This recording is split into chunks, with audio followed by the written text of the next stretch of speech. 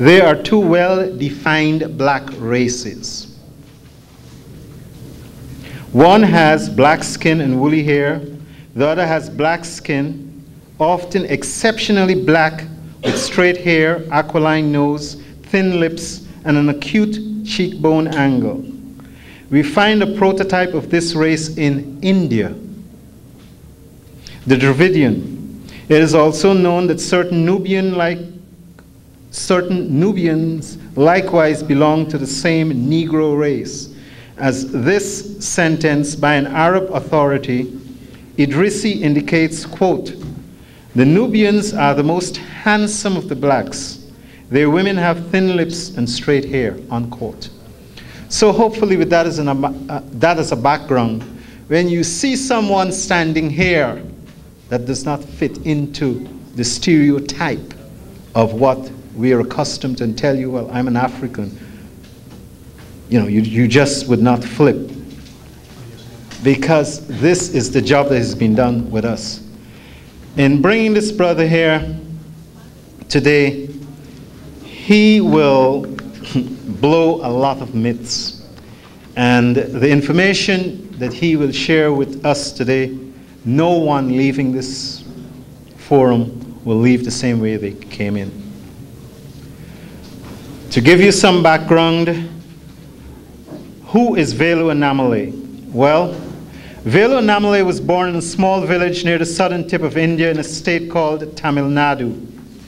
Both of his parents never went to school, and they were financially poor. They were deprived of all social, cultural, educational, and simple human rights by the Brahminical Hindu caste system because they were born untouchables. Dr. Annamalai obtained a bachelor's degree in engineering and went to West Germany for 2 years training. He returned to Madras, where he taught in an engineering college for 3 years before coming to the United States in 1969 for higher education. He received his master's degree in metallurgical engineering in 1972 from the Colorado School of Mines, and then went back to India to teach for another 3 years.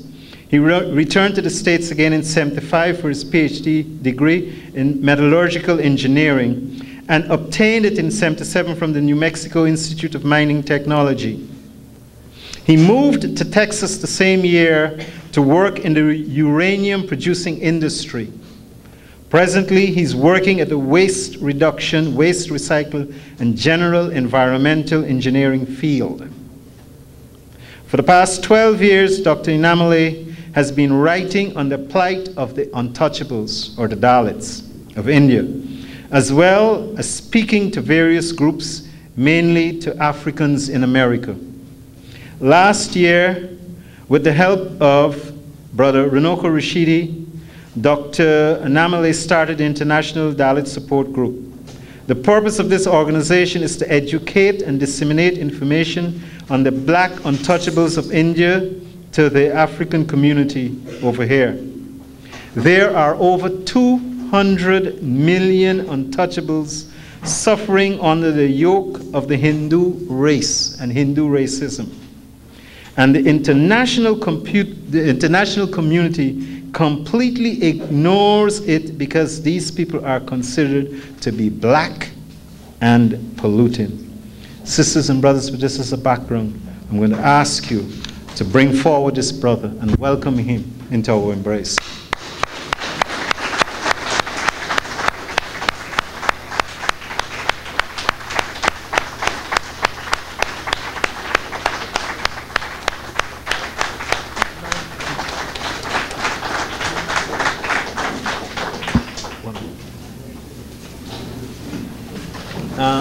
Before he gets started, we'd also like to welcome his colleague, Brother Lakshman. Kindly stand.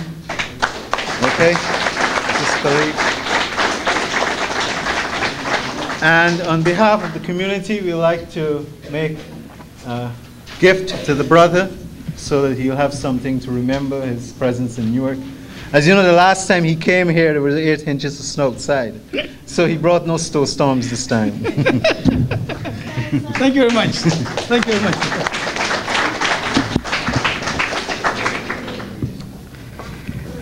Hotep, sisters and brothers. Hotep. I think many of you would have heard me or had seen me. What is the proportion of people who haven't seen me or heard me before? Okay, good. So in case if you hear some facts, because facts are going to be facts, I may be repeating it. And as said, I have to repeat it to get the history out, or the true history out. As Brother Unini said, the purpose of my coming and talking to you is to educate. The word educate, I don't want you to misunderstand the word. I'm not referring that you are uneducated. But I like to make a distinction, the use or the meaning of the word education. Most of the time, we call somebody educated because he has a BS degree or a PhD degree. I don't consider that to be an education. That is simply the person is literate. He can read and write, maybe get a job, fill his tummy. I don't think as African Americans or the black untouchables of India, that word is the word that we want to use. Education means to understand who I am, who you are, what's your background, what's your past, what's your present. If we do not understand that, then we are not educated, no matter what your educational qualifications are. Okay? So, with that kind of introduction, I would like to bring to you a part of the world which has been completely hidden and forgotten. There are two worlds who were connected together long time back, but the present generation do not know. Either side do not know the other side is related. And that is my purpose. So if someone would look at me, this guy doesn't look like an African. He looks like one of the Indians walking around the street, and most of the Indians are obnoxious to the African Americans. What is he doing here?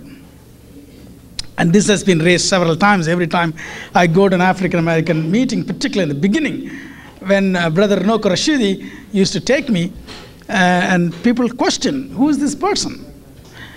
But I think I have spoken to several groups, several radio stations, and the book, the Dalits, the Black Untouchable of India, has fairly disseminated the information about who the Dalits are. I think now the African American community has understood that not every Indian is obnoxious. There could be somebody who is your brother or sister. And it's kind of difficult to find out. Okay? And even after I finish my lecture, still you may not be able to find out. But at least you would know there is such a thing, that there is a brother or sister who has same ancestry as you have. Okay. So going back to the history, what is the connection between India and Africa?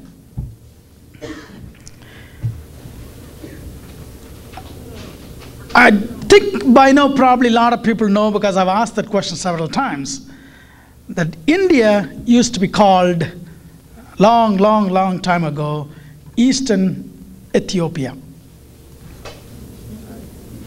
Everybody knows that, right? No? Yes. Okay. Yes. Yes.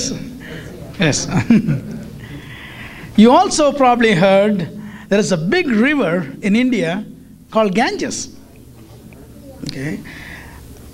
To be frank, till 2 years back, I did not know what the meaning of the word Ganges. I simply know Ganges is Ganges. Do you know the name Ganges is one of the strongest and famous emperors of